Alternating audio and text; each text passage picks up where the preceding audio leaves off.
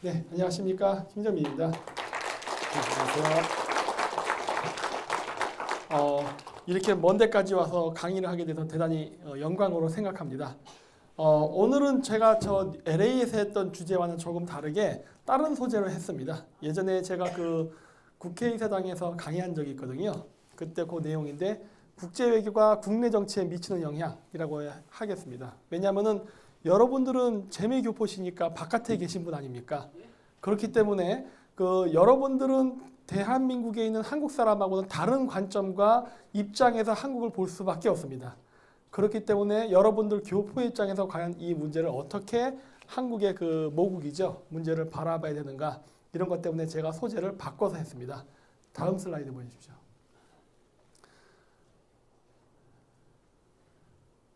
네, 요거는 저번에 그 레이건 대통령이 그 소비에트 붕괴되기 전에 베를린 장벽에서 그 연설을 했을 때 Tears Down the Wall이라고 그때 연설했던 거 있죠?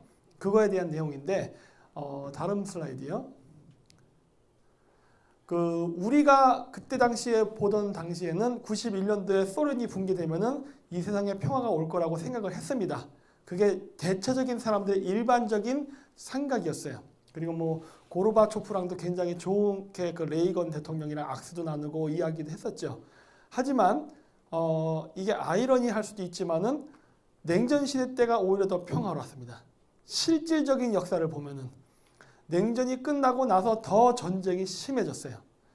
여기 보시면 여기 써 있는 연도가 바로 다 냉전 이후부터 일어난 전쟁들의 연도예요. 91년도서부터 2018년 지금까지도 매년 전쟁이 끊긴 적이 없어요. 전 세계에서. 과거에 전쟁이 그렇게 많지 않았던 이유는 러시아 아니죠. 그때 소련이죠. 미국하고 소련이 양 체제가 그 위성 국가들을 든든하게 후원을 하면서 명확하게 선이 갈라져 있었습니다. 그렇기 때문에 그 명확히 갈라진 양 진영이 서로 체제 대립을 했던 것이고 그 전쟁이 나는 지역은 명확했어요. 바로 경계선 지역이에요. 그 중에 한국도 포함되어 있고 베트남도 포함되어 있고 아프가니스탄도 포함되어 있고 그다음 뭐 헝가리라든가 유고슬라비아도 포함되어 있었죠. 이런 데가 전쟁이 났었죠. 왜? 자유진영이 더 영역을 확장시킬 것이냐 아니면 공산진영이 더 영역을 확장시킬 거냐 하는 일종의 커다랗게 지구를 보면은 그 거다란 그 지구라는 체스판 게임 속에서 이루어지는 어떤 그 전선을 형성한 전쟁의 시대였어요. 그러다 보니까 냉전 시대 때에도 전쟁이 없었다고는 할 수 없지만은 상대적으로 적었다는 걸 얘기하는 겁니다.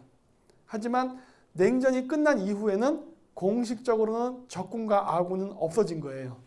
실질적으로는 존재했지만 하지만 공식적으로는 없어졌기 때문에 미국이라던가 러시아라던가 중국이 서로 신경전은 벌이지만 과거처럼 대놓고 전쟁할 수 있는 그런 분위기는 아니거든요. 현재. 그러다 보니까 어떤 문제가 생겼느냐. 과거와 같은 정규전이 아니라 게릴라전으로 바뀌었습니다. 즉 전방 후방이 없이 전 지역이 다 분쟁 지역화 될 수 있는 거예요.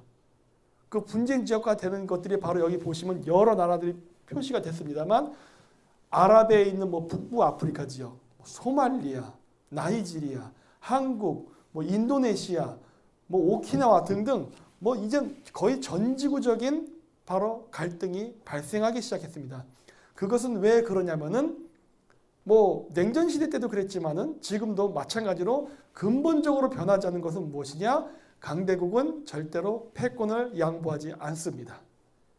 미국이 소련하고 힘겹게 싸워서 드디어 소련을 붕괴시키고 패자가 됐죠. 패자가 되었는데 그 패자의 권위를 도전하는 나라가 생긴다면은 당연히 분쟁이 생기는 거예요. 그렇지만 이번의 분쟁은 과거와 같은 어떤 뚜렷한 이념을 가지고서 하는 것이 아니라 일단 표면상으로는 자본주의 경제 아닙니까? 그게 러시아가 됐던 중국이 됐던 뭐 러시아는 일단 공산주의 포기했고 중국은 공산주의 포기 안 한 상태지만 어쨌든 세계 경제는 이제 과거와 같이 너희는 공산주의, 우리는 자유주의 이런 거 갖고서 싸우고 하는 시대는 아니거든요. 공식적으로는. 그러다 보니까 게릴라전이 더 심해진 겁니다. 그러니까 베트남식 게릴라전은 아니에요. 여기는 뭐 사이버 전쟁, 정보 전쟁, 뭐 첩보 전쟁 등등이 국경과 민족을 초월해서 전 세계적으로 일어난다는 거예요. 그 과정에서 당연히 물리적 분쟁도 생기는 것이고 이게 바로 그 결과입니다. 다음 페이지요. 그래서 요거는 제가 점을 찍은 것인데 91년도 소련이 붕괴되고 나서 그 2000년대 초반까지 일어났던 모든 분쟁을 저렇게 표시를 하면은 다 동유럽하고 중동 지역에 집중되어 있습니다. 왜 그러면 소련이 붕괴된 이후에 국제 분쟁이 저 지역에 집중적으로 일어났냐? 아까 냉전 이후에 오히려 분쟁은 늘어났다고 했죠? 늘어났는데 그 분쟁 지역을 점을 찍으면 패턴이 보인다는 거예요. 집중적으로 저 지역에서 났어요. 저 미국 대륙에서 난 건 좀 9.11 테러예요. 그거 외에는 없습니다. 다 동유럽과 중동이에요. 그 이유는 간단합니다. 물론 레이건 대통령하고 고르바초프가 서로 악수를 하고 베를린 장벽을 허문 것까지는 좋아요. 그것까지는 여러분들이 낭만적으로 이 세상을 바라볼 수 있는 지평의 끝입니다. 그 다음서부터는 진짜 정치가 나오는 거예요. 뭡니까? 패권 경쟁이에요. 소련이 과거에 확장했던 동유럽 국가들, 공산권 국가들이죠. 이 공산권 국가들과 중동에서 친소 정권에 이었던 아랍의 국가들을 미국이 빠른 속도로 친미 국가화시킵니다. 그래서 저런 분쟁의 패턴이 보이는 거예요. 그렇죠? 현실은 현실이에요. 베를린 장벽에서 악수한 건 악수한 거고 현실로 돌아오면 실무해야죠. 그건 뭐예요? 절대 양보할 수 없는 것은 바로 패권이에요. 미국이 기껏 소련을 무너뜨렸고 소련은 지금도 민주주의를 제대로 못하는 나라죠. 근데 저런 나라가 다시 힘을 얻어서 즉 자본주의 국가와 악수를 해가지고 힘을 얻어서 다시 경제 성장이 된다면 세계 질서가 어떻게 될 것 같아요? 개판되죠. 그러니까 이게 여러분들이 이 국제 질서를 바라볼 때 미국이란 나라를 바라볼 때 너무 편향된 시각으로 보면 안 됩니다. 여기서 제가 있는 편향된 시각이라는 거는 미국을 좌파들처럼 미제국주의자라고 본다던가 아니면 우파들처럼 미국을 한없이 아름다운 나라로 보면 안 된다는 거예요. 현실은 현실입니다. 그런데 세계를 다스리는 질서를 만지는 국가는요. 원하든 원하지 않든 더러운 짓도 해야 되는 거예요. 어쩔 수 없어요. 이게. 경찰이 도둑을 잡을 때 신사적으로 도둑을 잡을 수 있나요? 여기 미국 경찰 무섭지 않습니까? 경우에 따라서는 뭐 두들겨 패기도 하고 별일을 다 하더군요. 우리나라는 그 정도까지는 안 한다 하더라도 하지만 이게 질서를 잡는 차원이라면 어쩔 수 없는 부분이 있는 거예요. 러시아가 소비에트 체제에서 막 독립해서 자본주의는 배웠지만 정치 시스템은 민주주의를 안 바꿨단 말이에요. 이런 나라가 저 거대한 광활한 영토와 인구와 과학기술을 가지고서 자본주의 국가들과 비즈니스에 돈을 벌어버린다면은 러시아에 줄 서서 돈 벌려는 나라들이 생기겠죠. 마치 지금의 한국이 중국에 빌부터 먹으려는 것처럼. 그런 상황이 벌어진다면 그거 어떻게 할 거냐는 거예요. 미국의 입장에서는. 이러한 딜레마가 있다는 거예요. 그러니까 어떻게 되는 거예요? 동유럽 국가들을, 중동 국가들을 미국 편으로 만들어야 국제 효과를 안정화시키고 그리고 서방 유럽 국가들이 러시아의 침략으로부터 더 안전하게 보호를 받으려면은 동유럽의 더 많은 국가들이 친서방화가 돼야만 서유럽 국가들이 안전하게 방패막이로서 안전을 보장받을 수 있죠. 근데 그 미국이 취하는 패권 정치에 있어서 그걸 동맹국을 만드는 방식은 과거 중국이라든가 소련하고는 조금 다르죠. 물론 정치 제도를 민주주의 제도로 바꾸는 그런 시스템도 감과 동시에 경제 개발을 보장해 주지 않습니까? 그러다 보니까 지금 어떻게 됐습니까? 폴란드가 굉장히 잘 사는 나라가 됐어요. 체코도 꽤 괜찮고 헝가리도 과거에 비해서는 나아졌어요. 뭐 그 외 여러 국가들이 점점 됐죠. 사실 가장 큰 수혜를 본 나라는 한국이죠. 네. 왜? 최전방에 있었기 때문에 한국을 키운 겁니다. 이런 것들을 그 우리나라에서 그 운동권 출신들이 대한민국 경제 발전을 비판할 때 아까 박정희 대통령 조금 얘기 나왔습니다만 그거 박정희 대통령이 한 게 아니라 미국이 냉전 시대에 자신의 이해관계이기 때문에 한 것이다 라고 분석을 해요. 저 그 말 맞다고 생각해요. 그걸 그렇게 안다면은 좌파들은요 미국을 고마워해야지 적대적으로 하면 안 되는 겁니다. 그런 걸 보면 참 이상한 거예요. 아니 다 답을 알고 있네 그거예요. 왜 답을 아는데 행동은 곧다구를 하지? 이런 거예요. 그거를 비판하는 경우가 많아요. 이거는 대한민국을 위해서가 아니라 미국의 이익을 위해서 한 거다. 저도 그렇게 생각해요. 자, 근데 제가 거꾸로 물어보고 싶은 거예요. 이 세상에 어떤 나라가 자국의 이익을 희생하고 남의 나라를 키워주냐예요. 그럼 미친 나라가 어딨냐는 거예요. 응? 아니 미국이 자국의 이익을 위해서 한국 키우는 거는 당연한 거죠. 자국을 위해서예요. 물론 동맹국도 같이 가면 제일 좋은 거예요. 그래서 우리도 같이 컸잖아요. 그럼 고마워할 줄 알아야지. 물론 박정희 대통령도 여러 가지 건설하다가 실수한 것도 있죠. 하지만 전체적으로는 다 성공했잖아요. 왜냐? 전 세계에서 유일한 케이스를 만들었으니까. 사실 이제는 유일한 케이스 아닙니다. 왜냐? 카피한 사람들이 많아요. 그래서 이제 유일한 케이스는 아니에요. 이제 유일한 케이스는 아니고 선례죠, 이제는. 그랬기 때문에 굉장히 좋은 선례를 만든 거예요. 그 선례를 가장 충실히 따랐던 나라는 제가 있었던 카자흐스탄이라는 나라. 그 나라가 또 박정희 대통령을 카피했죠. 지금 18,000불 정도 돼요, GDP가. 뭐 환율이 좀 기름값이 떨어져서 좀 왔다 갔다 지금 GDP가 흔들리긴 하지만 중앙아시아에서 유일하게 잘 사는 나라고 우리나라랑 무비자 협정국이에요. 미국도 비자 안 받고 간다는 얘기를 들었어요. 어떻게 될지 지금 정확히 지금 모르겠지만은 그 정도로 잘 살게 됩니다. 불과 20년 만에. 네. 그러니까 이런 걸 보면은 물론 공과 과는 있지요. 사람이 어떻게 신도 아닌데. 하지만 전체적으로 평균 점수를 봤을 땐 이건 굉장히 높게 점수를 줘야 돼요. 그리고 그거를 알기 때문에 카피하는 나라가 생겼잖아요. 네? 저는 우리나라 그 한류가 맨날 그 여자들 빤스 입고서 춤추는 거 이런 거보다는 이게 더 값어치가 있다고 봐요, 사실은. 예. 우리나라에서는 굉장히 홀대하는 것 같은데 사실 저는 개발도상국만 다녔거든요. 몽골, 카자흐스탄, 뭐 사우디아라비아, 물론 지금의 사우디아라비아는 잘 살지만 옛날 때 어렸을 때 사우디아라비아 이런 나라는 못 살았는데 죄다 베껴간단 말이에요. 벤치마킹하고. 근데 왜 우리만 홀대하냐는 거예요.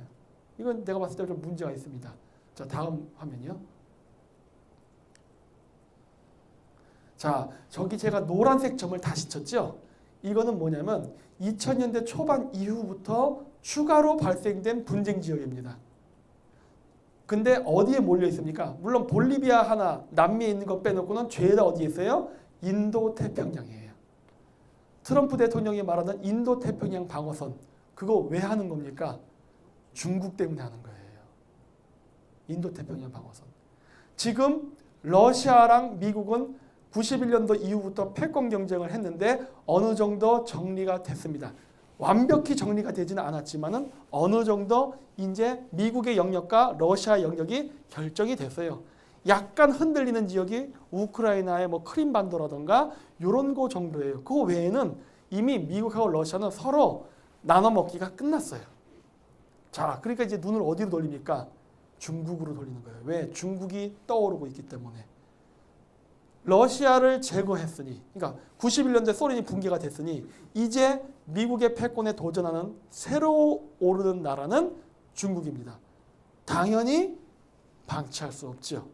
그러니까 갈등이 생기는 것인데 그 갈등이 생기는 것이 바로 중국하고 연해를 접하고 있는, 국경을 접하고 있는 지역이 바로 갈등 지역이 되어버린 거예요. 그러다 보니까 자연스럽게 인도 태평양 지역의 국제 분쟁이 증가하는 겁니다. 네. 이거를 좌파적 시각으로 해석하면 뭐냐? 바로 강대국 간의 사이에 끼어서 희생양이 되는 대리전 전쟁이 발생하는 거라고 해석을 해요. 저는 그렇게 생각 안 해요. 왜냐? 바로 양 진영이 부딪히는 지역은 당연히 갈등 지역이에요. 근데 여기서 양 진영의 대립을 이용해서 우리는 경제 성장을 할 수가 있어요. 그리고 우리 그 선례를 이미 경험했죠. 박정희 대통령 때. 그렇기 때문에 우리는 뭐 남이 나라 어디 가서 뭐 벤치마킹 할 필요도 없어요. 그냥 우리가 했던 거 그대로 한 번 더 반복하면 되는 거예요. 그러면 지금 우리가 2만 불에서 다시 4만 불이 그냥 되는 거예요. 아주 쉬워요, 사실은. 그거를 우리가 스스로 거부하는 것 뿐이죠. 네. 그래서 자, 다음 슬라이드요. 이번 분쟁은 다 뭐와 관계가 있느냐? 중국의 1대1로와 밀접한 관계가 있습니다. 중국은요, 앞으로 미국과 사이가 나빠질 거라는 계산 하에, 물론 러시아와도 나빠질 거라는 계산 하에 새로운 무역 루트를 개발했습니다. 바로 미국과 러시아의 영향권을 벗어난 제3의 루트, 그게 실크로드 프로젝트예요. 제가 카자흐스탄과 몽골에서 13년간 이것만 연구한 겁니다. 어떻게 중국이 성장하는 것을 막을 것이냐. 어떻게 중국을 한국에 위협이 되지 않는 국가로 만들 것이냐. 이게 제 연구 과제였어요. 예. 그리고 제가 8개월 전에 한국에 들어온 거죠. 그리고 여태까지 여러분들이 보신 인터넷 방송은 다 제 졸업 논문 내용입니다. 네. 이걸 제가 14년 전부터 준비했어요. 자, 다음이요. 자, 이렇게 지금 실크로드를 만드는 것인데 한 번 더 눌러주세요. 아이고, 그냥 지나가 버리네. 저 좀 이따 제가 설명할게요. 자, 그 다음 화면이요. 자, 이제 동남아시아를 봐야 됩니다. 중국이 동남아시아 지역의 화교거들이 경제권을 장악하고 있기 때문에 거기를 정치적으로 영향을 끼치려고 점점 남진하고 있습니다. 동남아시아는 인도양과 태평양을 연결하는 중간 지점이에요. 당연히 전략적으로 중요한 지점이에요.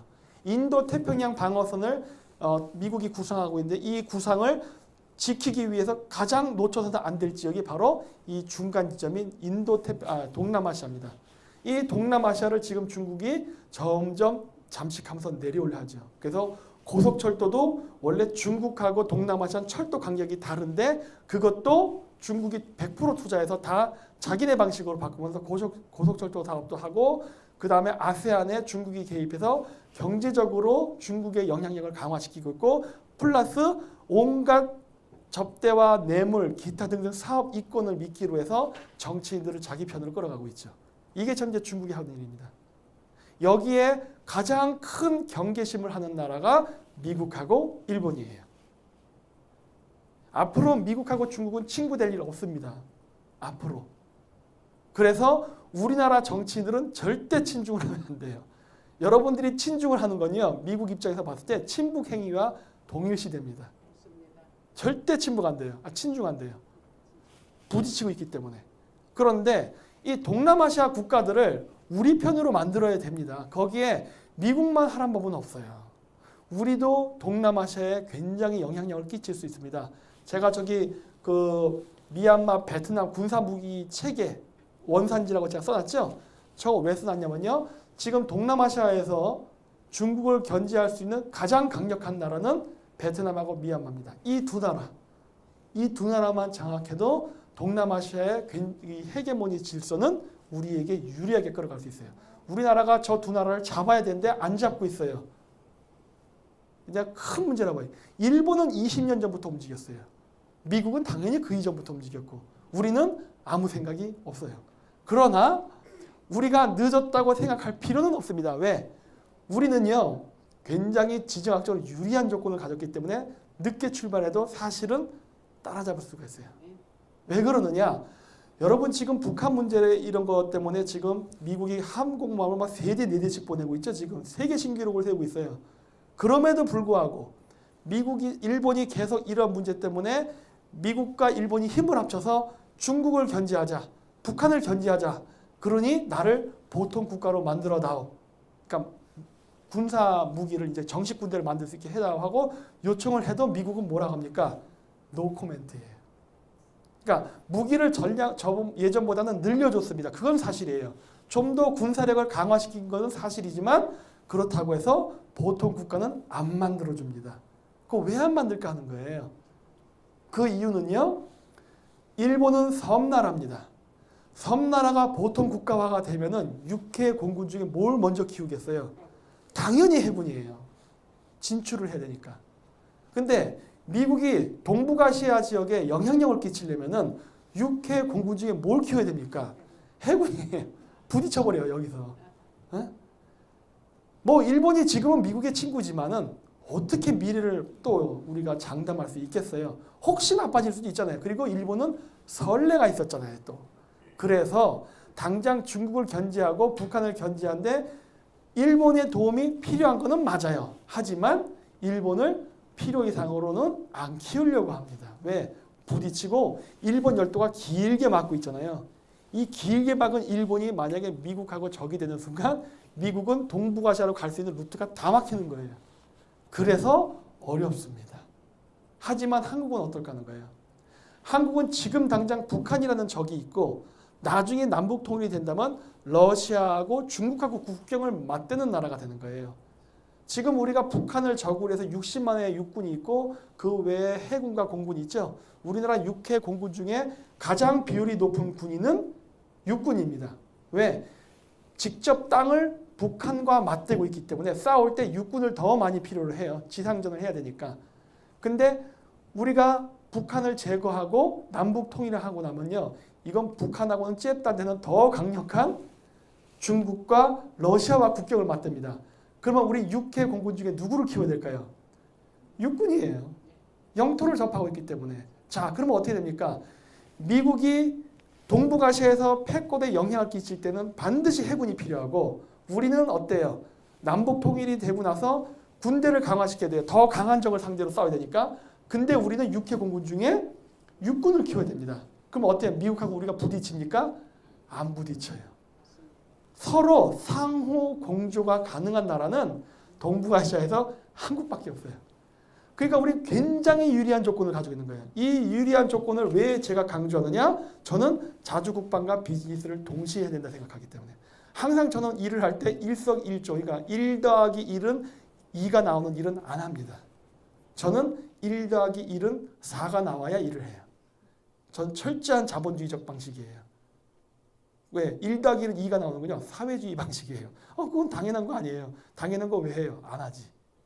그 이상을 해야죠. 그게 자본주의예요. 제가 이 얘기를 왜 하느냐? 자, 이런 국제적 정세와 상황이란 게 있다고 했죠.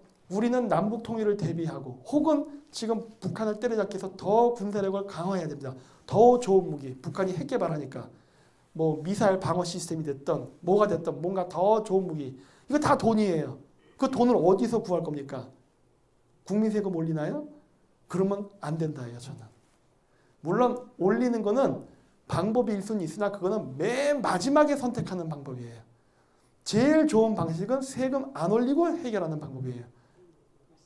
그러면은 보통 사회주의자 계열 애들은 예산을 줄이려고 하겠죠. 다른 데 줄여서 이쪽으로 몰아주자. 저는 그것도 안 된다예요. 저는 그것도 반대입니다. 안 돼.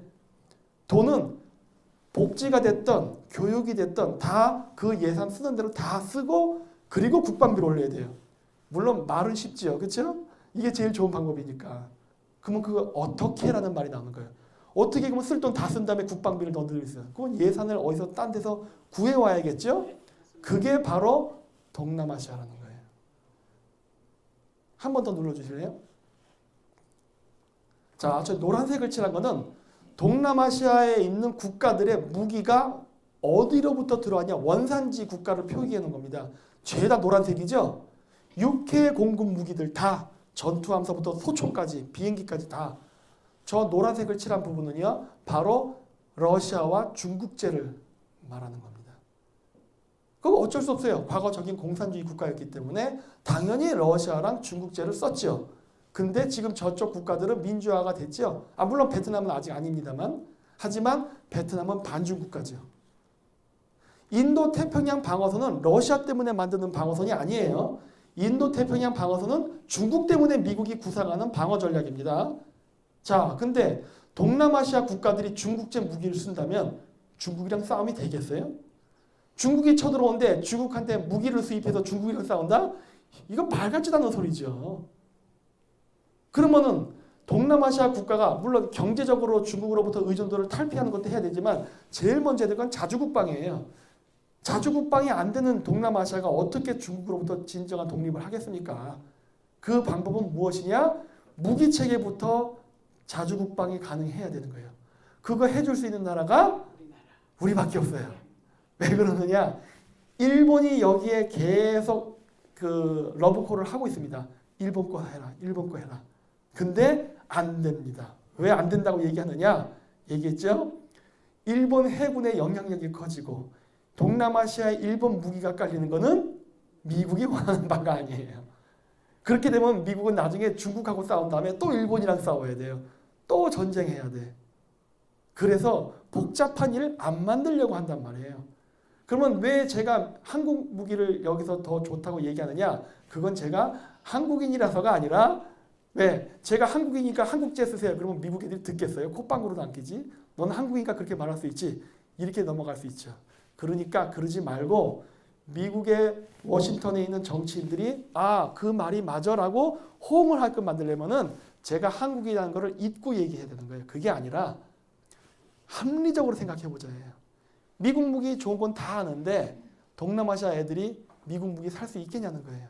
그리고 미국 사람들이 그 아파치 헬기나 F-22 팔겠습니까? 안 팔지. 그러면은 동남아시아는 어디서 좋은 무기를 구할 수 있겠냐는 거예요. 그것도 중국하고 대척점에 있는 나라들 중에 여러 나라들이 있죠. 뭐 거긴 영국도 있고 프랑스도 있고 이스라엘도 있는데 미국이 원하겠어요? 웬만하면 자기네 무기를 해고 싶겠죠. 근데 비싸서 못 사. 그러면 어떻게 해요? 한국 거 사야지. 너무 간단하다는 거예요. 한국 무기 체계를 동남아시아에 시스템적으로 쫙 까는 거는 가격도 싸지만 왜 한국 거를 권장하느냐? 우리가 미국 시스템을 받아들였기 때문에 그래요. 그거는 하드웨어가 됐건 소프트웨어가 됐건 우리는 다 미국식입니다. 그래서 우리 무기를 사면요. 미국 무기는요. 자동으로 연결이 돼요. 그래서 제가 생각하는 방식이 복사기를 판매하는 방식의 영업을 생각하는 거예요. 여러분 집에 복사기 있어요? 프린터기 같은 거? 복사기 한 대 값 얼마 안 합니다. 근데 잉크 카트리지는 어마하게 비싸요. 그거 2개 사면요. 복사기보다 더 비쌉니다. 원래 복사기는요. 잉크 카트리지 팔아서 돈 벌려고 파는 거예요. 그래서 복사기를 싸게 팝니다. 제 전략은 그거예요. 내가 복사기 팔게 해요. 미국은 잉크 카트리지 팔아요. 무슨 얘기냐? 전투기는 한국 거 살아야 해요. 왜? 싸니까. 근데 거기 붙는 미사일은 미제스라는 거예요. 그러면 되잖아요. 한국하고 미국은 무기 체계가 같이 움직이기 때문에 미국 무기 시스템은 깔기는 어려우나 한국 무기 시스템은 일본보다도 싸요. 그렇죠? 그러면은 이거밖에 답이 없지 않냐는 거예요. 그럼 미국 애들 너희들 입장에서 다른 아이디어 제봐요. 지금 내가 얘기한 것보다 더 좋은 아이디어 제봐. 없지요. 그러니까 한국 무기 깔라는 거예요. 네. 한국 무기 시스템이 동남아시아에 깔리면은 그 나라는 미국의 무기 시스템 안에 같이 들어오는 겁니다. 자주 국방이 가능하고 그 지역은 미국도 관심 지역이 될 수밖에 없어요. 왜? 미국의 미국 시스템이 깔렸는데 중국 애들이 들어와서 해킹해서 미국 기술을 훔쳐가려고 하면 미국이 가만히 있겠어요? 노발대발하겠지? 무기를 동남아시아가 완벽하게 갖추지 못한다 하더라도 이런 것 때문에 보호를 받을 수 있다는 거예요. 이런 것 때문에라도 어디 중국 애들이 함부로 해서 해킹하겠어요. 그랬다간 중국은 죽지요 진짜. 어마어마한 무역 보복이 들어오죠. 건들지 못하게 된다는 거예요. 자주 국방이 여기서부터 실현이 될 수 있는 첫 단추가 끼워지는 거예요. 그래서 우리랑 손잡아야 된다는 거예요. 근데 우리가 그렇다고 해서 동남아시아에 가서 과연 영업을 제대로 할까? 제가 제3세계에 살면서 한국 사람들 대기업 포함해서 영업하는 거 봤을 때 불가능합니다. 그 정도의 멘탈리티, 그 정도의 스케일 가지고 절대 비즈니스 못해. 해외 영업 빵점이에요. 그런데 복잡하게 하지 말라는 거예요. 뭐 동남아시아 가서 거의 일일이 다 만납니까? 워싱턴 가서 한 방에 해결하라는 거예요. 워싱턴 가서 이러한 역학관계를 설명하면은 미국 입장에서도 도움 되잖아요. 우리는 미국하고 커미션 베이스로 가면 되죠. 너희가 베트남에서 탱크 비즈니스 뚫어주면은 20% 줄게 커미션. 나한테 80% 내놔. 돈 먹고 돈 먹기. 네? 자, 그렇게 해서 우리가 무기를 많이 팔아먹게 되면 어떻게 됩니까? 자금이 넉넉해지면요. 기술 개발이 가능해져요. 그리고 아까 얘기했죠? 국방비 안 올리고 팔아먹고 그 잉여 이익분을 가지고 무기 개발하고 군사력 강화하는 거예요. 됐죠? 답 나오잖아요. 네. 제가 얘기했잖아요. 절대 세금 안 줄이겠다예요. 올리지도 않겠다. 근데 어떻게 국방비를 늘리느냐? 이렇게 늘리자, 이렇게 늘리자. 이거 됩니다. 여러 번 얘기했어요. 저 이거 가끔씩 이게 만날 때도 미국 애들한테도 이런 얘기를 많이 해요. 한국 거 쓰라고, 한국 거. 근데 이런 거를 저 같은 일개 개인이 아니라 사실은 한국의 정치인들이 얘기해야 돼요. 그래야 좀 더 공신력이 실립니다. 어쨌든 이게 제가 생각하는 방법 중에 한 가지 아이디어입니다. 오늘은 제가 정책만 얘기할 거예요. 또 다음 페이지요. 자, 제가 이렇게 이야기했던 이유가 있어요. 저게 지금 빨간 선이 중국 애들이 자기 땅이라고 주장하는 지역이에요. 뭐 다 가져가겠대요. 이 이유는 뭐냐? 바로 중국이 바닷길을 보호하기 위해서예요. 중국도 수출과 수입을 하는데 인도 태평양 바닷길을 지나갈 수밖에 없는데 그 지역에 미국의 해군기지, 공군기지가 너무 많기 때문에 자기들도 거기다 기지를 건설하고 바닷길을 지키려고 하는 거예요. 자기의 수출과 수입의 길을 안전을 확보하기 위해서 하는 거예요. 뭐 중국도 자국에 의해하는 거예요. 이해할 수 있어요. 하지만 저는 중국인이 아니니까 반드시 분쇄해야 되는 거예요. 나는 이해 안 해. 나는 중국인이 아니기 때문에. 하지만 중국인의 입장은 충분히 이해합니다. 하지만 저는 안 된다 해요. 한국인이기 때문에. 그리고 저 지역에 저기에 중국인들이 마음대로 선을 그을 수 있는 이유는 뭐냐? 바로 동남아시아 국가들이 해군이 약해요. 저기 제가 배에 그려놨죠? 저거 다 저 지역에 배치된 중국 전투함, 구축함의 숫자입니다. 그러면은 베트남이나 필리핀이나 인도네시아 국가들도 해군이 필요하겠네? 근데 쟤네들이 미국 해군 전투함을 살 수가 있을까요? 못 사요. 돈이 없어. 우리밖에 안 돼요. 우리가 전투함을 판다는 소리는 지금 거제도에 지금 조선업이 지금 다 부도가 나서 거덜이 났죠? 그거 저거 한 방이면은 다 살아납니다. 그렇죠? 다시 경제 활성화시킬 수 있어요. 답이 다 있어요. 지금 답이. 미국의 인도태평양 방어선 정책에 그대로 호응만 해주면 우리는 어마어마한 지금 경제 호황을 누릴 수 있어요. 단 지금의 정권이 반대로 가기 때문에 불황이 온 것뿐이에요. 네. 그래서 제가 무기 체계를 한국화하는 게 적극적인 비즈니스를 해야 되는데 그걸 굳이 베트남이나 미얀마 가지 말라는 거예요. 미국 가라는 거예요. 미국. 워싱턴 가서 로비하라는 거예요. 그러면 알아서 낼 테니까. 그렇죠? 다음 페이지요. 글씨가 막 좀 커서 그런데 자 그래서 아까 제가 이미 저건 얘기했을 거예요. 왜 한국 거를 해야 되느냐? 제가 한국인이라서가 아니라 이게 미국의 국익의 관점에서 봤을 때 제일 좋다는 거예요. 아주 값싸게 자기 돈 안 들이고 저절로 할 수 있는 거예요. 그리고 돈까지 벌 수 있다예요. 그럼 이거 해야죠. 그렇죠? 그래서 좋다는 겁니다. 다음이요. 자 이제 우리의 미래 전략 다음이요. 자 지금 이제 미국이 보호무역해. 이건 제가 정말 안타까워요. 이거 제가 1년 전부터 떠들었어요. 문재인 대통령 됐을 때부터 이렇게 하면은 우리가 경제 성장하고 돈 벌 수 있다. 역시나 역으로 갔죠. 그러니까 실패한 건데 한 번 더 눌러주세요. 이게 뭐냐면 이미 미국은 옛날 때부터 철강 알루미늄에 대해서 관세를 매기고 제재할 거라는 게 신호가 있었어요. 이게 1년 전 기사예요. 그래서 제가 1년 전서부터 무슨 이야기를 했느냐. 미국하고 중국은 무역전쟁부터 시작한다. 패권 경쟁이. 무역전쟁이 시작될 때 우리가 미국 편만 들면은 아까 얘기했던 그런 무기, 공짜 비즈니스 할 수 있고 플러스 중국이 미국에 갖고 있는 철강 포지션을 우리가 가져올 수 있다. 한 번 더 눌러주실래요? 이거죠. 중국이 저렇게 많아요. 미국에 수출하는 양이, 철강이. 저거의 절반만 먹어도 우리는 어마어마한 이익을 볼 수 있죠. 그렇죠? 뭐 중국이랑 뭐 교역을 끊으면 우리 뭐 굶어 죽고 어쩌고 하는데 그걸 했어야지 말라는 거예요. 지금의 중국이 어떻게 성장한 겁니까? 미국에만 팔아먹고 제2의 경제 국가가 된 나라예요. 근데 그 중국이 미국하고 사이가 안 좋대. 따라서 중국이 미국에 팔고 있는 모든 무역 점유율은 어쩌면 제로에 가깝게 떨어질 수도 있다예요. 근데 그렇다고 미국이 바로 제조업을 육성시켜서 중국으로부터 받아먹던 물건들을 독자적인 개발할 수 있느냐? 못해요. 산업은 그렇게 한 번에 생기는 게 아니에요. 공장도 만들어야지, 직원도 또 교육이 돼야지, 또 투자 자금 들어와야지. 이 모든 일이 되려면은 몇 년이 걸린다고요. 당장 필요한 소비재는 다 우리가 해줄 수 있어요. 중국이 만들어서 미국에 파는 물건 우리가 다 만들어 팔 수 있습니다. 단 어떠한 문제가 있느냐? 우리께 좀 가격이 비싸요. 예를 들어서 이걸로 얘기하죠. 콜라 좋아하니까.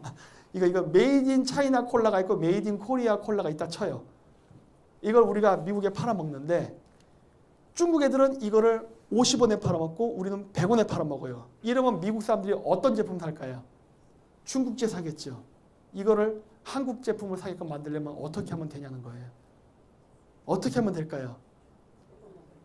네? 업그레이드요? 시간 걸려요. 안 돼요. 그거는 다른 방법.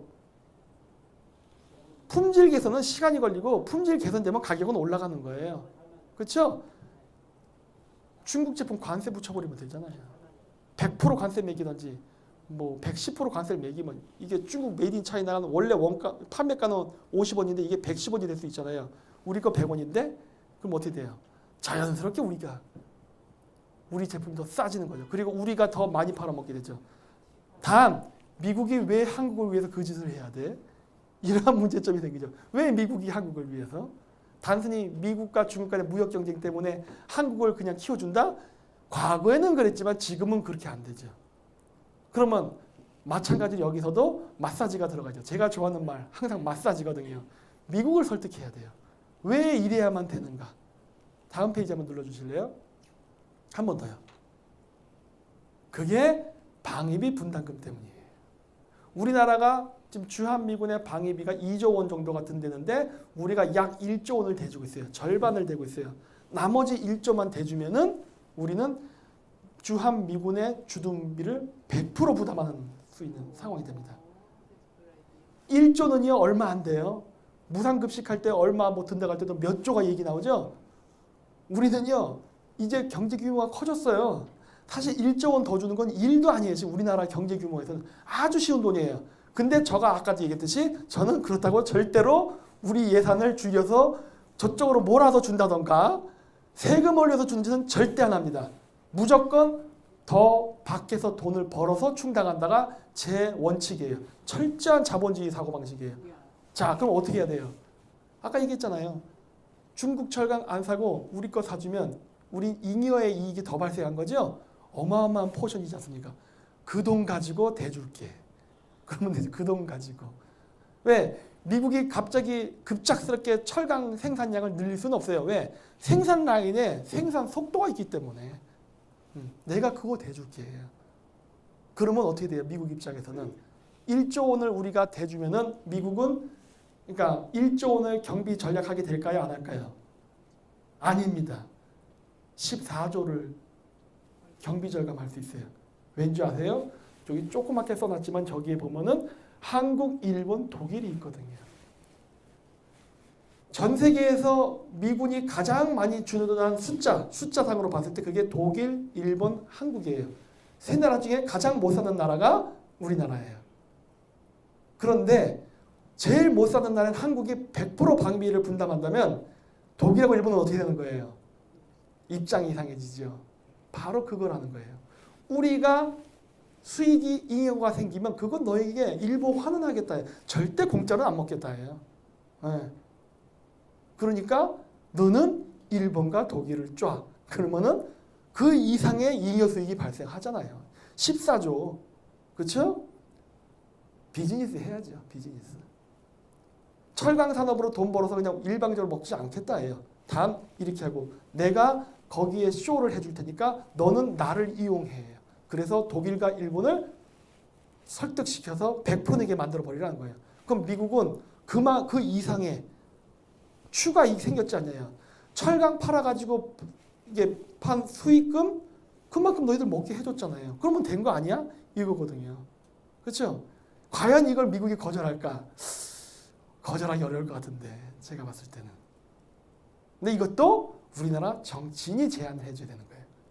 정치인이. 아니 뭐 어쨌든 간에 정치인의 신분이어야 되는 겁니다. 저 같은 민간인 신분으로는 안 돼요. 하지만 아이디어는 제시할 수 있어요. 이렇게. 받아서 하세요예요. 받아서 하세요. 지금 정권 안 하고 있죠. 그러니까 바꾸려고 하는 거예요. 저는. 네, 다음 슬라이드요. 자, 뭡니까 이게? 이게 이번에 문재인 대통령이 미국 왔을 때 5년 동안 40조 풀겠다고 했던 공약이에요. 하지 말라예요. 왜 이렇게 돈 낭비해? 그거예요. 40조 원을 푼다는 소리는 저 40조만큼 우리는 다른 쪽에 돈이 안 가는 거죠? 그런 짓을 왜 해요? 제가 했죠. 저는 절대 우리가 먹는 것 떼서 주는 짓은 안 하겠다예요. 추가로 발생시켜야지 수익을. 1조만 투자라 해요. 40조 투자하지 말라는 거예요. 근데 사실 40조 투자다 해놓고도 지금 경제 제재 당하고 있죠? 이게 뭐한 짓이냐는 거예요. 돈 주고 뺨 맞는 짓 왜 하냐는 거예요. 나는 미국에서 돈 벌어서 주고서 칭찬받으려고 하는 건데 이게 낫잖아요. 좀 이 사고의 전환이 필요하다는 거예요, 지금. 그렇죠? 다음 슬라이드요. 네, 다음이요. 교과서 한 번 더요. 그리고 제가 지금 추가를 하는 건 뭐냐면 역사 교과서 작업입니다. 아까 자유일보랑 똑같은 얘기예요. 저는 지금 당장 남북 통일만을 바라보지는 않습니다. 먼 미래에 일어날 수 있는 변수를 생각하고 있어요. 그 변수는 중국의 문제겠죠. 과연 중국이 저렇게 큰 땅이 앞으로도 유지될 수 있느냐? 저는 모른답니다. 중국이 분할이 될 가능성도 있어요. 네, 저는 그 시기를 염두에 두고 있어요. 먼 미래지만 포석을 생각하고 있어요. 우리는 앞으로 실크로드를 진출해야만 합니다. 남북 통일이 돼야만 실크로드가 열릴 수 있어요. 남북 통일이 안 되면 실크로드 안 열립니다. 따라서 저는 무슨 수를 써서라도 북한을 멸망시키고 남북 통일을 시키려고 하는 거예요. 절대 고려 연방제에 생각도 안 합니다. 왜냐? 역사상 통일은 한쪽이 한쪽을 압도해서 일어나는 게 역사적인 어떻게 보면 순리예요. 그게 전쟁도 나고 사람도 죽는 거죠. 그게 패턴입니다. 늘 그래왔어요. 여러분 생각해 보세요. 동독과 서독이 통일했는데 깃발이 어떻게 됐나요? 통일 독일 지도가 됐나요? 그냥 서독 깃발이 그냥 국기가 돼버렸죠. 여러분 남한하고 북한이 통일되면 한반도가 국기가 될 거라 생각하세요? 그냥 태극기로 묻히는 거예요. 인공기 사라지는 겁니다. 그게 역사의 순리예요. 네. 이거를 지금 엉뚱한 짓을 하려고 하는 거예요. 택도 없다는 거예요. 그래서 안 되게끔 해야 되는 거예요. 그러려면 어떻게 돼요? 우리는 지금 미국하고 같이 파트너가 되면 남북 통일도 할 수 있고 아까 했던 이런 여러 가지 비즈니스도 할 수 있는 거예요. 결국 미국하고 친구가 안 된다면 이거 다 도루묵이에요. 그래서 친미가 필요한 겁니다. 현실적인 외교와 정치적 관점에서. 또 하나 뭐예요? 미국하고 친미를 하려면 미국이 좋아하는 말, 미국이 원하는 일을 해야 돼요. 그게 뭐예요? 반중이잖아요. 그래서 제가 반중 친미를 안 하면 안 된다고 자꾸 얘기하는 이유는 여기에 있는 거예요. 여기에 당연히 반북도 같이 들어가는 거죠. 북핵 개발에 대한 견제가 있기 때문에. 그래서 이거를 할 수 없으면은 문재인 정권이 대타가 나온들 무슨 의미가 있겠냐는 거예요. 우린 미국하고 같이 갈 수가 없게 돼요. 그리고 이러한 제가 얘기했던 비즈니스 못하게 됩니다. 왜? 우리가 반중 친미가 아니라 친중 친미인 상태에서는 우리가 미국의 기술을 가져오면은 그 기술이 중국으로 유출될 우려가 있기 때문에 절대 미국이 한국이랑 비즈니스 안 해요. 무기 교류 안 합니다. 그래서 안 된다는 거예요. 이거를 염두에 두십시오. 그래야만 됩니다. 다음번 지도자는 무조건 반중 친미해야 돼요. 당연히 반북은 너무 당연해서 제가 얘기를 안 해버리는 거예요. 너무 당연한 거기 때문에. 그래서 남북 통일이 돼야만 대륙과 연결이 되고 중국에 어떤 정변이 나서 어떤 문제가 생겼을 때 우리는 비로소 한반도, 만주, 몽골, 카자흐스탄을 통해서 연결되는 지금 중국이 얘기하는 중국 땅을 지나가는 중국 일방의 1대1로나 아니면 러시아가 주장하는 러시아 땅을 일방적으로 지나가는 시베리아 철도가 아닌 그 중간에 있는 국가, 러시아와 중국 중간에 있는 국가들을 통해서 가는 제3의 길이 열린다. 그 실크로드가 우리에게 가장 필요한 실크로드예요. 왜? 그래야 우리는 러시아나 중국의 눈치를 보지 않고 새로운 대륙의 통로를 얻을 수 있기 때문이에요. 그래서 그 작업을 하기 위해서 미국하고의 그 친미적인 외교는 필수이고 플러스 뭐냐? 역사 작업입니다. 그리고 저는 고대사에 굉장히 관심을 많이 가져요. 왜? 제가 고대사를 보는 관점은 지금 우리나라에서 강단사학자들은 고대사를 안 보니까 논외로 칠게요. 어차피 연구 안 하니까. 제야사학자들이 많이 하는데 제가 바라보는 고대사의 관점은 제야사학자들의 관점하고 달라요. 왜? 저는 현재와 미래를 위해서 고대사를 연구하기 때문에. 우리나라에서 제야사학자들이 고대사를 바라보는 관점은 다 우리 거랍니다. 다 우리 거. 다 한국 거. 저는 그게 아니라 내 거라는 개념이 말 그대로 우리 거예요. 여기에는 한국도 포함되고 몽골도 포함되고 카자흐스탄도 포함되고 위구르인도 포함되고 다 포함된다 해요. 왜? 우리는 과거에 실크로드를 공유했지 독점하지 않았다 해요. 그리고 그걸 독점하려는 생각을 가지게 되면은 중국의 일대로나 러시아의 시베리아 철도 개발과 다를 게 아무것도 없어요. 그러면 쟤네들이 왜 우리랑 협조를 해야 됩니까? 협조할 이유가 없어요. 나눠 먹자예요. 아까도 했잖아요. 모든 건 나눠 먹어야 된다고. 자본주의는 나눠 먹는 겁니다. 기브 앤 테이크가 명확하면은 그놈이 싸가지가 없건 뭐 불륜을 저지른 놈이 아무 상관이 없는 거예요. 왜? 우리는 자본주의예요. 이걸 잊으면 안 돼. 우린 조선시대에 유교적 도덕적 치를 하는 게 아닙니다. 물론 도덕적으로도 완벽하면 좋아요. 하지만 뭐 그렇게 100점짜리 찾다가는 언제 우리가 다음번 지도자를 찾겠습니까? 그러니까 일단 똘똘하고 나의 삶을 윤택하게 해줄 수 있는 사람을 일단 찾는 게 중요해요. 예. 지금 뭐 맨날 적폐청산한다고 그러고 뭐 친일청산한다고 해서 어디 경제가 좀 나아졌냐는 거예요. 예?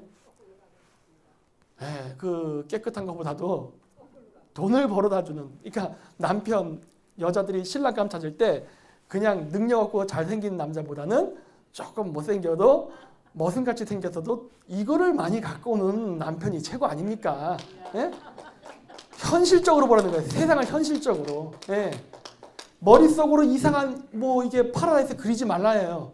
그리지 말고 당장 현실, 즉 이상을 포기하지는 않지만 현실을 무시하지 말라예요. 우리나라 사람들 보면은 이상만 찾고 현실은 전혀 생각 안 해요. 이게 큰 문제라는 거예요. 앞으로는 명확해져야 됩니다. 미국과 중국이 싸우는데 누가 이기느냐, 누가 나에게 더 많은 떡고물과 선물을 주느냐 철저히 계산하라는 거예요. 답은 다 나와 있습니다. 제가 얘기 안 해도 벌써 어떤 나라인지 답이 다 나와 있잖아요. 다음 슬라이드요. 그 다음이요. 다음이요. 이거 이미 얘기했으니까. 자, 이제 중국 애들은 동북공정에서 고구려뿐만 아니라 백제사도 중국 땅에다가 집어넣으려고 합니다. 중국의 역사에다가. 그러면은 이제 경상도 신라만 빼놓고 다 중국 역사예요. 자, 이제 문제는 무엇이냐? 그래도 그나마 북한 애들은 주체사상 떠들면서 반중을 해요. 근데 우리나라에 있는 좌파들은 주체사상을, 그러니까 주사파 이 주체사상을 공부하면서 친중을 해버립니다. 뭐 이런 놈이 다 있냐는 거예요. 아니, 역사도 뺏어가고 땅도 뺏어가려고 하는 거예요. 지금 지방 분권화하고 외국인들 3년 이상 되면 지방의원 선거권 가졌죠, 지금. 지방 분권까지 하고 외국인이 선거권 가지면요, 전라도는 중국 땅 됩니다. 우리 민주주의로 다수결합시다, 그러면은. 왜? 중국 땅에 지금 고령화가 돼서 할아버지 할머니들밖에 없는데 죄다 중국의 이민자들이 불법 이민자들까지 개떼같이 지금 전부 전라도에 가 있잖아요. 걔네들이 투표권을 얻어서 투표하면 누가 이기겠어요? 아직은 우리가 이기지만 앞으로는 걔네들이 이길 날이 멀지 않았고 얘네 중국인들과 이권관계에 얽혀있는 지금의 여당은 당연히 속수무책으로 방관할 수밖에 없겠죠. 그러면 전라도는 중국 땅이 되는 거예요. 아니 이건 제국주의 아니냐는 거예요. 이거야말로 진짜 제국주의 아니냐는 거예요. 역사도 뺏어가고 땅도 뺏어가려고 하는데 왜 친중행위 하냐는 거예요. 예? 이거는 제국주의예요. 그럼 얘네들 지금 투쟁해야 되는 거 아니에요? 원래 반제국주의자 아니에요, 걔들은. 예? 안 한다는 거예요. 왜? 얘네들은 공산주의자니까. 다음이요. 여기 신장 미구리 자치 이런 것들. 이런 것에 대해서 침묵하잖아요. 그렇게 인권 좋아하는 놈들이. 아까 윤창주 사건도 나왔지만은 윤창주 사건 때는 온갖 진상을 다 부리더니 지금 미투 운동에서는 아무 짓도 안 하죠. 이런 것들이에요. 우리나라에서 그렇게 인권을 얘기하면서 왜 북한의 탈북자들 인권을 이야기를 안 하며 왜 중국 내부 소수민족의 인권을 왜 침묵합니까? 그 걔네들 인권주의자 맞아요? 그거예요. 네? 그냥 특정 국가나 특정 이 집단의 뻐꾸기 노릇만 하는 거 아닙니까? 똑같은 인권이, 그러니까 사람 생명이 여기는 귀하고 여기는 안 귀한 거야? 인권운동자는 그런 말을 하면 안 되잖아요. 인권은 다 중요한 거라고 얘기해야 되잖아요. 근데 얘들은 사회주의 국가가 원하는 인권만 인권이에요. 그러니까 얘들을 빨갱이라고 볼 수밖에 없다는 거예요. 왜? 이렇게 편파적인 인권을 얘기하는데. 네, 다음이요. 다음이요. 이거 그냥 제가 그냥 쓴 건데 다음이요. 아까 저거 뭐냐면 책 쓴 건데 뭐냐면 저거 제가 러시아 말로 번역해서 요즘 돌려요. 카자흐스탄 이쪽에다가. 왜? 앞으로 실크로드를 건설하기 위해서 필요한 역사 작업입니다. 무엇이냐면은 지금 카자흐스탄, 우즈베키스탄, 키르기스탄, 터키, 아제르바이잔, 헝가리, 루마니아 등등 많은 국가들이 공동 역사 교과서 작업을 합니다. 고대사를 바탕으로. 왜? 우리는 한 뿌리에서 나왔다예요. 자, 근데 제가 이 얘기를 왜 하느냐? 우리나라의 역사 논쟁은요, 나 잘났다 논쟁이에요. 우리가 정통성이 있어. 그렇죠? 너희들 친일파야. 너희들 뭐 빨갱이야. 이런 논리밖에 없어요. 즉 조선시대의 예선 논쟁에서 한치도 안 벗어나요. 정통성 싸움이에요. 근데 저는 아까 얘기했죠? 저는 자본주의자입니다. 그래서 저는 돈의 관점에서 바라봐요. 근데 걔네들의 역사 논쟁은 제가 봤을 때 돈이 안 돼. 뭐야 이거? 누가 깨끗하나 콘테스트 하는 거네? 근데 둘 다 더럽네? 이거 의미 없네. 저는 그러한 관점이 아니라 이 역사를 어떻게 봐야만 우리에게 경제의 보탬이 되고 우리의 국익에 더 도움이 되는 쪽으로 보는 거예요. 그 관점에서 둘 다 땡이다예요. 저는 강단사기고 제야사기고 다 관심 없다예요. 저는 아예 제가 그냥 만들어버렸어요. 그냥 범알타이사가 아니라 만들어버렸어요. 왜? 난 돈 되지 않은 역사 안 하겠다예요. 쟤네들은 저렇게 뭉치는 이유가 뭡니까? 물론 명분은 우리는 한 조상으로서 나온 형제민족이다 예요. 하지만 실질적인 이유는 뭐예요? 경제교류예요. 경제교류. 다 쩐의 전쟁이에요. 쩐의 전쟁. 우리는 남이 아니다예요. 그러니까 어떻게 된다? 뭉쳐야 된다. 카자흐스탄 자원 많지? 오케이. 나 형제니까 싸게 줘. 그리고 터키 너 인구 많지? 그러면은 내가 다른 애들이랑 팔 때 나한테 더 특혜를 줘야 돼. 이거예요. 이거 하기 위해서 역사하는 거예요. 제가 바라보는 역사도 이거예요. 실크로드를 연결해야겠는데 저기를 반드시 통과해야 돼. 근데 내가 너희랑 같은 조상에서 나온 형제민족이야. 어떻게 해야 되는지 알지? 싸게. 통과할 때 나를 잡지 마라. 통과세 붙이지 마라. 왜? 우리는 형제니까. 이거를 이루기 위해서 역사를 공부하는 거예요. 그래서 제 역사가는 다르다고 자꾸 얘기하는 거예요. 돈이 안 되는 역사하면 안 된다는 거예요. 아까 얘기했죠. 외교도 돈이 안 되면 안 되는 거예요. 다 돈을 만들기 위한 정책을 기반으로 깔지 않으면 그 정치는 실패합니다. 왜? 맨날 국민 세금 올리려고 그럴 테니까. 뭐 언제까지 피 빨아먹으려고 그래. 그래갖고는 절대 대국이 되지 못합니다. 돈은 밖에서 벌어야 되는 거예요. 미국이 그러지 않습니까? 사실 저 미국 카피 많이 해요. 미국 애들의 대외 정책을 연구하면서 아 이렇게 하니까 강대국이 되는구나 라는 메커니즘을 공부하려고 하는 거라고요.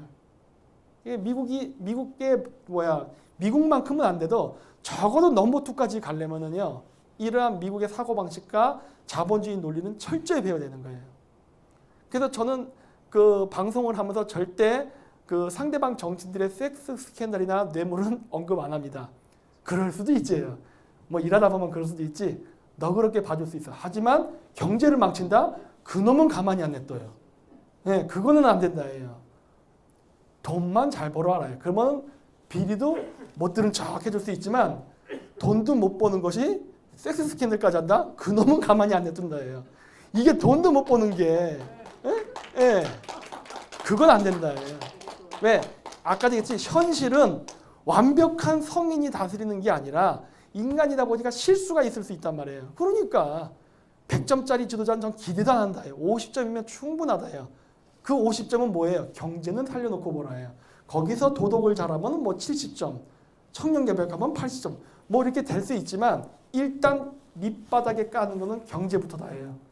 밑바닥을 청년개발을 까지는 않겠다예요. 더러워도 좋아. 대신에 밑거래에서 주문 따오라예요. 그게 우리가 먹고 살 수 있는 이 기반을 이루니까 저는 정치는요 깨끗한 거 바라지 않습니다. 정치는요 손에 피를 묻혀야 되고 더러운 진흙을 묻혀야 돼요. 왜? 그래야 나머지 5천만 명이 더러운 짓을 안 하니까. 대신해야 되는 거예요. 자 다음이요.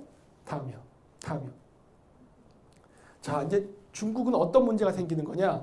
중국은요 앞으로 미국하고도 적이 이미 미국하고 적이 됐고 앞으로 러시아랑도 적이 될 겁니다. 러시아가 중국이 커지는 것을 원하잖아요. 너무 많이 컸어요. 두려워. 중국의 인구가 시베리아로 자꾸 꾸역꾸역 넘어와요. 이러다가 시베리아가 다 중국화돼요. 그래서 결국 러시아는 어느 임계치에 다다르면 미국하고 한편이 될 수밖에 없어요. 중국은 고립될 겁니다. 그때가 우리에게 찬스라는 거예요. 근데 그때 가서 우리 반중 침해하려 이러면 늦는 거예요. 지금서부터 쌓아나가야 되는 거예요. 왜? 미국이 지금서부터 계획을 세우니까. 그렇죠? 그때 중국이 나갔을 유일한 탈출로가 중앙아시아예요. 중앙아시아만 막으면 중국은 완전히 끝나는 거예요. 제가 왜 이렇게 카자흐스탄을 빈번하게 가는지 아시겠죠? 카자흐스탄, 중앙아시아만 장악하면은 중국은 끝장입니다. 한국이 아무리 조그맣다 하더라도요. 지금 외교만 잘하면요. 중국을 쥐락펴락할 수 있어요. 완전히 협박할 수 있어요. 솔직히 중국 같은 거 진짜 완전히 협박해갖고 우리가 삼성 핸드폰을 중국 시장 점유율 1등도 만들 수 있어요. 사실. 근데 이 등신 같은 것들이 다 뺏기고 있죠. 지금. 기술 뺏기고 돈 뺏기고. 그거 못하게 할 수 있는데. 그 방법은 제가 여기선 얘기 안 합니다. 하지만 할 수 있어요. 중국? 저거 상대도 안 돼요. 사실은. 네, 다음이요. 요게 바로 접경 국가예요. 좌파들 놀이는 뭡니까? 우리는 강대국 사이에 껴서 맨날 쥐어 터지고 슬픈 민족이다. 왜 이렇게 재수없게 여기서 해서 3만 원 역사를 사냐? 걔네들의 자학사관이에요. 저는 한 번 더 눌러주세요. 그렇게 생각 안 합니다. 똑같은 나라인데 제가 파란색을 칠한 나라와 빨간색을 칠한 나라가 있어요. 빨간색을 칠한 나라는 그 자학사관이 너무 세서 지금도 거지같이 사는 나라들이에요.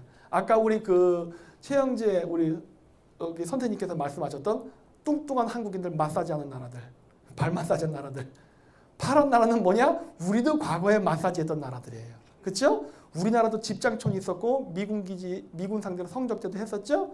저 일본 애들 그 섹스 관광 왔을 때 우리나라 기생들이 있었죠. 일본 사업가들 첩하고 그런 역사가 있었잖아요. 우리나라에도. 근데 지금은 아니죠. 오히려 거꾸로 우리나라 남자들이 다른 나라 가서 그 짓을 하고 있죠. 뭐 이게 뭐 옳다 그러다를 떠나서 저는 자랑스럽게 생각합니다. 저는 개인적으로 남자이기 때문에 뭐 여성분들이 저를 욕하셔도 그건 받아들일게요. 하지만 남자의 입장에서는 저는 굉장한 프라이드를 가져요. 왜? 맨날 당하다가 이젠 제가 조금 할 수 있는 입장이 됐다는 이게 얼마나 대단한 거예요. 이게 우리 세대 안에서 이게 이루어졌어요. 우리 세대 대단하다고 보는 거예요. 파란색 칠한 나라들이에요. 파란색 칠한 나라들. 에? 강대국 사이에 낀 거는요. 저주가 아니라 기회입니다. 결국 모든 건 우리의 마음에 달렸어요. 우리가 그걸 어떻게 해석하느냐에 따라서 저주가 될 수도 있고 기회가 될 수도 있는데 우린 그걸 기회로 살렸어요. 왜? 미국이 한국을 안 키우면 자유진영이 최전선이 무너지는데 한국 키워야죠. 그래야 일본도 먹고 살 수 있고 미국도 안심하고 먹고 살 수 있는 거 아니에요. 우리 안 키우고 지들이 배겨? 이거예요. 나를 키워라 해요. 그 똥배짝이 없었으면 우린 못 살았어요. 네. 왜? 중화학공업은요. 초창기 개발할 때 일방적으로 돈이 들어가는 것이지 어떤 이익이 발생하지 않습니다. 여러분 중화학공업에서 염화칼슘 만들고 염산 만들고 여러분 그거 사서 드실 겁니까? 아니죠. 그거 만들어서 뭐 해서 먹을 거예요. 그거는 기간 산업이에요. 자동차를 만들게 해서 핸드폰을 만들게 해서 컴퓨터를 만들기 위한 기간 산업이에요. 염화나트륨, 칼슘, 염산, 황화나트륨 이런 거 만들어봐야 아무 소용없다고요. 5천만 명이 살 수 있는 물건이 아니에요. 근데 그 과정을 거치지 않으면 그 다음 산업이 안 돼요. 그러려면 일방적으로 돈을 마구마구 쏟아 부어야 되는데 우리가 돈이 어디 있었어요. 그거를 우리가 배짱 장사한 거죠. 나를 죽여봐. 응? 미국도 불만이 많지만 할 수 없이 돈을 대줄 수밖에 없었어요. 왜? 한국이 망하면 큰일 나니까. 일본도 돈 대줬어요. 왜? 안 그러면 일본이 골치 아프니까. 우리는 그 돈을 가지고 안정적으로 중화학공업을 만든 거고 그걸 기반으로 자동차, 핸드폰, 컴퓨터를 만든 거예요. 그 다음 2단계가 간 거예요. 아르헨티나, 멕시코가 거기서 꼬꾸라졌잖아요. 왜? 지속적인 투자 자금이 안 들어왔기 때문에. 우리는 받았어요. 왜? 배째라고 나갔거든. 그게 유튜브에 보면 민정문제연구소 프레이저 보고서에 나오는 박정희의 전술이에요. 당연히 미국의 CIA는 박정희를 바보라고 했죠. 바보 맞죠? 왜? 설마 저런 짓을 할 수 있을까 했죠. 근데 해버렸죠. 근데 미국은 죽일 수가 없었던 거예요. 왜? 망하면 안 되기 때문에. 바로 이런 지정학적 조건을 이용하면은 우리는 어마어마한 돈을 벌 수 있습니다. 그리고 한국 사람들 중에 일부 사람들 그런 얘기해요. 남북 통일하면은 통일 비용 때문에 우리나라 망해서 통일을 반대한다. 무슨 그런 순진한 사고방식을 하냐는 거예요. 정치는요, 배짱이 있어야 돼요. 자, 남북 통일을 하게 되면은 우리의 적은 북한이 아니라 중국과 러시아입니다. 우리는 지금의 국방력보다 더 강한 국방력을 가져야 되죠. 근데 한국이 중국과 러시아의 침략을 막기 위해서 국방력 강화하다가 통일 비용이 너무 들어서 망하는 거를 미국이 그냥 좌시할까요? 살려줘야 돼요, 한국을. 그럼 우리 어떻게 돼요? 배째라 전술로 가면 됩니다. 배째라. 빚도 탕감해달라고 떼 써도 돼요. 야, 빚 50% 없애버려. 이자율 낮춰. 장기로 바꿔. 해도 미국은 해줄 수밖에 없어요. 왜? 지도 펴놓고 설명해주면 돼요. 봤냐? 네가 동북아시아 패권을 잡는데 우리를 버려? 네가 어떻게? 이게 더 값싼 거야. 왜? 미군 주둔하면 어마어마한 주둔비 들여야지. 돈 들여야지. 맨날 미군 죽으면 또 막 여론 선거전 대통령 선거 나오고 하는데 얼마나 머리 아파. 우리가 땜빵할 테니까 너희들은 돈만 내놔. 이러면 돼요. 이게 이승만이랑 박정희 전술 아닙니까? 이거 하면 된다니까요. 그리고 미국이 일방적으로 돈을 퍼주면 안 되죠. 왜? 미국도 자국의 이익을 생각해야 되니까. 그러니까 어떻게 해? 우리가 파는 자동차, 핸드폰 시장을 미국에서 비율을 높여라 해요. 야, 지금 보니까 일본 자동차 점유율이 60%, 한국 현대차 자동차 점유율이 20%밖에 안 되네. 이걸 40%까지 끌어올릴 수 있게 해줘. 그 잉여 수익으로 내가 통일 비용 분담할게. 이렇게 나가야죠. 그렇죠? 절대 미국한테도 부담을 주지 않겠다는 거예요. 하지만 너도 먹고 나도 먹고 같이 잘 되자예요. 물론 그 게임에서는 피해보는 누군가가 있지만 그거는 나하고는 상관이 없다. 왜? 나는 한국 사람이잖아요. 이렇게 해서 시장 점유율을 점거해 나가야 돼요. 왜 그런지 아세요? 제조업을 발달시켜야 북한 애들을 써먹을 수가 있습니다. 북한 애들 써먹을 데가 없어요. 뭐 알아야 써먹지. 제조업이 일어나야 그래도 생산량에서 조립이라도 시켜서 고용 창출이 된다고요. 그래야 북한 애들도 소외를 받지 않고 남북 통일이 돼서 순순히 우리 말을 듣고 통일에 순응하면서 통일 대한민국의 국민이 될 수 있는 길이 열린다고요. 그래서 우리는 금융보다는 제조업을 장악해야 되기 때문에 이 전술로 나가야 되는 거예요. 그렇죠? 예. 빚도 없애버릴 수 있다 했잖아요. 그냥 50%확 잘라버려도 돼요. 그냥 이제 안 내도 돼요. 그냥 모른 척하고 전화하면 끊어버리고 해도 된다니까. 그 정도의 배짱이 있어야 된다요. 그 정도의 배짱이. 너무 이 사람들이 소심해. 다음이요. 자, 실크로드, 즉 세계 무역 항로가 변하면요. 세계 패권이 변했습니다. 미국도 이거 잘 알아요. 미국이 지금 세계 패권을 장악한 거는 대서양과 태평양을 마주하는 중간에 있기 때문에 그래요. 어마어마한 혜택이죠. 지금 모든 세계 무역은 바다를 통해 이루어지는데 인도양만 제외하고, 인도양도 태평양 연결돼 있잖아요. 그러니까 대서양과 태평양을 장악하면은 모든 세계 무역은 미국이 장악한 거예요. 근데 여기에서 미국의 영역이 아닌 제3의 루트, 즉 실크로드라는 육상 루트가 뚫리고 있는 거예요. 미국 입장에서 어떻게 했어요? 당연히 지금으로서 막고 싶겠지요. 하지만 남북 통일이 되고 중국에서 어떤 이상한 사건이 발생한다면 어쩌면 미국이 실크로드 통제할 수 있는 날이 올 수 있지 않을까 하는 거예요. 다음 화면이요. 다음이요. 그래서 우리가 준비해야 될 건요. 바로 인도 태평양 지역에서 미국과 중국이 분쟁이 발생해서 만약에 전쟁까지 나는 최악의 수단을 생각했을 때 우리는 어떻게 살아남을까 생각해야 돼요. 저렇게 되면요. 우리는 두바이로부터 석유 수입 못합니다. 수출길도 막혀요. 전쟁이 났기 때문에. 그럼 우리 어떻게 먹고 사냐는 거예요. 남이 나라 전쟁 우리가 막을 수는 없잖아요. 방법은 있죠. 해외 법인을 동남아시아, 인도 이런 데로 옮겨갖고 중동과 아프리카에서 원자재 조달받아서 저기서 물건 생산해서 저기서 팔아버리면 돼요. 현지 법인에서 생산하고 현지 법인에서 판매하는. 지금도 우리 그거 하고 있잖아요. 하는데 그 위치를 전략적으로 선택하라는 거예요. 플러스 트럼프가 자꾸 아메리칸 폴스트 하면서 자꾸 제조업 살리려고 하죠. 미국의 철강 회사가 생긴다던가 미국의 GM이 공장을 만들기 전에 우리가 공장 옮겨갖고 현대자동차 만들고 포스코 철강 거기다 만들어야죠. 야, 우리가 만들어서 싸게 팔게 이렇게 나가야죠. 그렇죠? 우리가 장악해야 돼요. 그래서 우리가 그쪽에서 취업 고용 창출도 해주고 현지 판매로 가야 돼요. 그러면은 돈은 벌 수 있어요.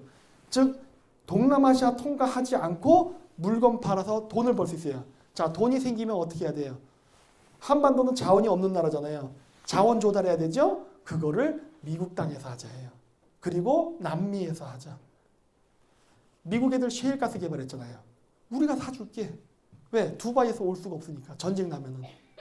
미국 애들이 셰일가스 기껏 다 개발해놓고 지금 어떤 문제가 생겼습니까? 판매처가 없어요. 석유는 선물 거래하니까 벌써 몇 년째 선물 거래가 계약이 쫙 돼 있어요. 그래서 미국이 팔고 싶어도요. 한국이 팔 수가 없어요. 왜? 우리는 이미 2, 3년까지 뭐 중동의 쿠웨이트, 이라크, 이란 이런 데서 이미 사기로 다 계약이 돼 있기 때문에 미국과 사줄 수가 없어요. 그런데 여기가 전쟁이 나서 길이 끊긴다면은 어차피 수입 못해요. 그러면 어떻게 돼요? 그때는 미국과 살 수 있잖아요. 제가 이 얘기 왜 한 줄 아십니까? 지금 전쟁이 날 수가 있어요. 재수 없으면. 지금 재수 없으면. 지금 남북 관계가 더러워서 아주 사이가 안 좋아지고 자꾸 문재인이 이상한 짓을 해서 전쟁의 기운이 한반도로 오는데 저는 이기적이라고 했잖아요. 전쟁의 기운을 동남아시아로 돌리고 싶어요. 야, 동남아시아 막히면 너희들 셰일가스 팔 수 있는 기회가 열린다. 어쩔래? 한반도에서 전쟁 나는 게 좋아? 남중국해에서 전쟁 나는 게 좋아? 그렇죠? 돈의 문제죠. 남중국해에서 전쟁 나면은요. 민간인 안 죽어요. 군인만 죽지. 바닷가잖아요. 바닷가에서 미국 해군하고 중국 해군이 싸우면 누가 이길까요? 뭐 답은 보나마나죠. 어차피 미군 안 죽어요. 제2의 아편전쟁이라면 이 전쟁 해전 한번 진 걸로 중국은 와해됩니다. 그렇죠? 그러면 한반도 불반다 안 일으키고도 미국 애들 석유 사줘서 미국 애들 기분 좋게 해주고, 그렇죠? 제조업 또 미국에다 해서 얘네들 고용 창출도 해주고, 미국이 그렇게 원하는 인도태평양 방어선 지킬 수 있게 해주고, 물론 곁다리로 우리도 인도네시아나 한국제 무기 팔아먹고 미국 애들 미사일 팔아먹고 윈윈 관계가 형성되잖아요. 이런 게 안 보이냐는 거예요. 단 이 모든 걸 이루려면은 뭘 해야 된다? 친미. 제가 이야기하는 친미가 좌파들이 얘기하는 무슨 뭐 미제국지 그런 거 아니라는 거예요. 국익을 우선한다는 거예요. 좌파들도 국익을 우선으로 하겠죠? 설마 국익을 제쳐놓고 자익 활동하는 거 아니겠죠? 그러면 좌파 사람들 지금 제가 얘기하는 거에 반기를 들면 안 되겠죠? 왜? 돈 벌자고 하는 거 아니에요? 지금 돈 벌자고. 여러분들이 그렇게 그 데모하고 어디 뭐 가서 자동차 불 지르고 경찰차 불 태우고 쇠파이프 살리면 다 돈 들잖아요. 제가 그 자금을 미국이랑 거래해서 마련해 주겠다는데 설마 반대하진 않겠죠. 그렇죠? 네. 그 사람들도 데모하면서 게스 청바지도 입고 맥도날드 햄버거도 먹어야 되고 코카콜라도 마셔야 되잖아요. 그 돈을 마련해 주겠다는데 뭐가 그렇게 불만이 많냐는 거예요. 배부른 소리 하지 말라는 거예요. 현실 정치는 냉엄하고 아주 잔인한 겁니다. 그러니까 저도 이 전쟁의 기운을 되도록이면 한반도에서 안 했으면 좋겠다는 거예요. 처음에는 좀 저쪽에서 나서 얘기를 좀 꺾어서 중국이 흐물흐물해졌을 때 그때쯤에 나야지 우리도 열대 맞을 거 한 방 맞고 끝난다는 거예요. 그리고 중국도 남북 통일에다가 방해를 못하게 되죠. 힘 빠지게. 그렇죠? 다음이요. 시간 관계상 빨리 진행할게요. 자, 요거는 이제 제가 좌파 사람들 보라고 하는 표입니다. 이 세상에는요, 늘 제국주의가 존재해왔습니다. 과거에도 존재했고, 지금도 존재하고, 앞으로도 존재할 거예요. 저는요, 미국 제국주의 국가라고 생각합니다. 미국 패권주의 국가라고 생각해요. 그래서 뭐 해요? 저는 그래도 뭐 해요? 왜? 한 번도 이 역사에서 없어져 본 적이 없고 늘 존재했는데 다만 제가 미국을 더 좋게 보는 이유는 딱 하나예요. 우리에게 먹을 걸 주잖아요. 과거의 제국주의는 약탈 국가였어요. 몽골 제국 어땠어요? 대영 제국 어땠냐는 거예요. 맨날 수탈해 갔잖아요. 우리 미국한테 뺏긴 거 있어요? 물론 좌파들은 얘기해요. 미 제국주의의 수탈에 맞서서. 그래서 내가 맨날 댓글에 그런 걸 해요. 너 지금 수탈이라고 얘기했냐? 그렇다면 우리가 1950년 이후에 수탈을 당했다면 우리나라는 경제가 1950년보다 지금이 더 나빠야 돼요. 뺏겼으니까. 근데 어떻게 1950년도랑 2018년도 경제를 비교하면 어떻게 우리가 이렇게 성장했냐는 거예요. 이건 수탈이 아니잖아요. 오히려 먹었네. 그리고 지금 미국이 한국으로부터 겪는 무역 적자 어떻게 설명할래요? 미국은 지금 우리한테 적자 보고 있는데 수탈이라면은 우리가 미국하고 무역해서 우리가 적자를 봐야 이게 수탈이에요. 근데 미국이 적자를 보고 있잖아요. 어느 부분에서 우리가 수탈을 당하는지 당신은 구체적인 예를 대시오. 그러면 그때부터 나를 친일파라 욕하기 시작합니다. 얘네들의 전형적인 답변. 아, 얘가 말이 막혔구나 드디어. 그거예요. 웃기는 소리 하지 말라요. 웃기는 소리 하지 말라. 우리는 미국한테 별로 뺏겨본 게 물론 뺏긴 것도 있을 수 있지만 큰 그림으로 보라는 거예요. 우리는 얻은 게 더 많아요. 제가 안 그래서 어떻게 여기 와서 강연을 하겠습니까? 이거 다 돈 아닙니까? 돈. 예? 그만큼 우리가 돈을 벌었다니까요. 그래서 보세요. 중국은요. 산업구조가 수출 주도형입니다. 왜냐면 중국이 우리 거 베껴서 그래요. 그것도 박정희 모델이에요 또. 그러니까 어떻게 돼요? 중국이 잘 나가면 잘 나갈수록 우리랑 산업이 부딪히기 때문에 경쟁국가가 돼요. 그 말 맞죠? 이미 경쟁국가 되고 있죠? 미국은 어때요? 산업구조가 군산복합체, 군수산업하고 금융업이 미국의 주 수입원이에요. 따라서 우리는 미국하고 경제를 교류할 때 안 부딪힙니다. 우린 제조업 기반이에요. 그렇죠? 미국 애들이 자본 투자해서 우리 제조업 만들면 되고 미국이 군수산업이란 제조업이 있지만 우리는 미국 군수산업에 하청관계에 있거든요. 그러니까 제가 복사기 팔아먹고 얘들 카트리지 된다고 했잖아요.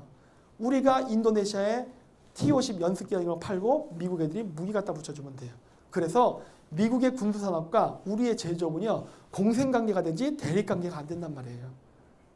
그러면 우리가 지금 수출을 할 때 그 친구가 돼야 될 나라는 누구냐는 거예요. 미국이네. 답이 다 나와 있잖아요.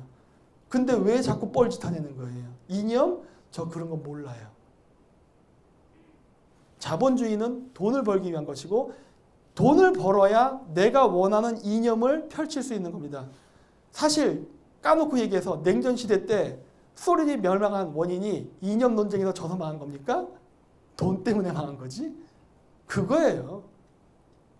그렇기 때문에 우리가 북한을 이기고 중국을 제압하고 더 나은 국가가 되기 위해서는요. 당연히 정신무장 필요합니다.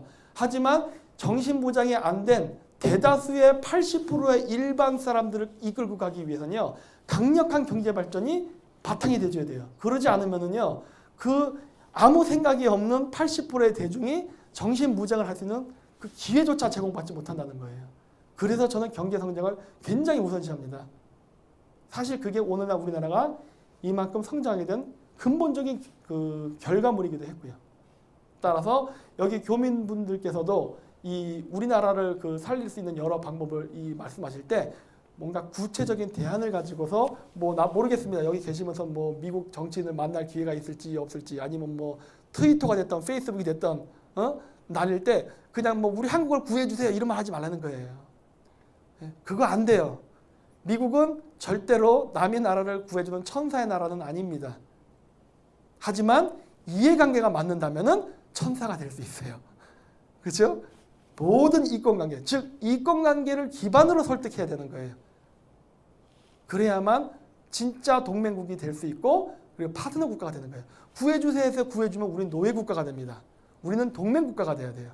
그러기 위해서는 철저하게 기부 혜택을 명확히 나눠갖고 나는 너랑 사업하는 것이지 너의 종속국가가 아니야. 이걸 보여줘야 되는 거예요. 그랬을 때 비로소 우리가 자주적인 국가가 되는 거죠. 네, 마치도록 하겠습니다.